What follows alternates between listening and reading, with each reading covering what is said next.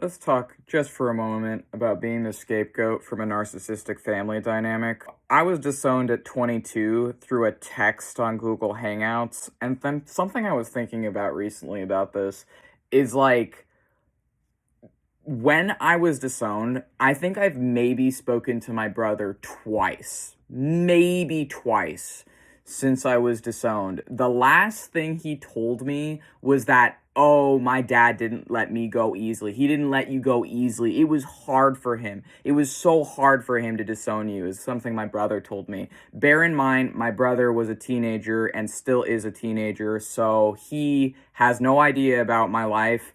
I haven't spoken to him. He's only heard what my dad has told him and fed him about me since I was disowned. And I know for a fact that my dad lied and tried to justify his disowning me by telling my siblings and telling a bunch of people and telling one of my former friends that I threatened to kill him. And his evidence for me threatening to kill him was violent artwork and writing I made.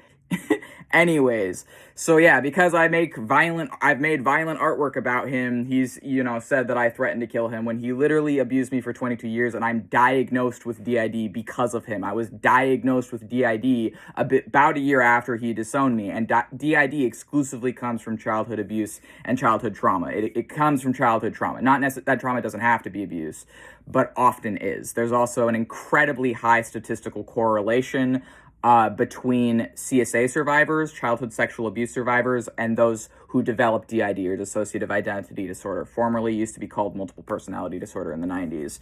So, last I heard from my brother, right, he was telling me he didn't let you go easily. This was hard for him. It was so hard for him to disown you, right? That was the last conversation I ever had with my brother. I hope he's well. I hope he's safe.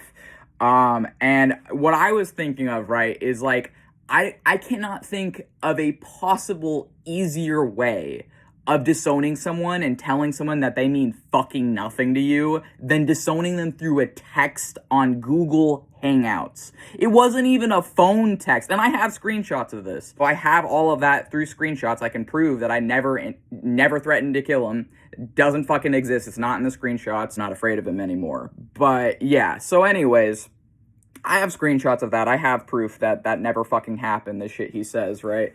But, the thing is, like, there is literally no possible easier way to disown your own child than through a fucking text on Google Hangouts.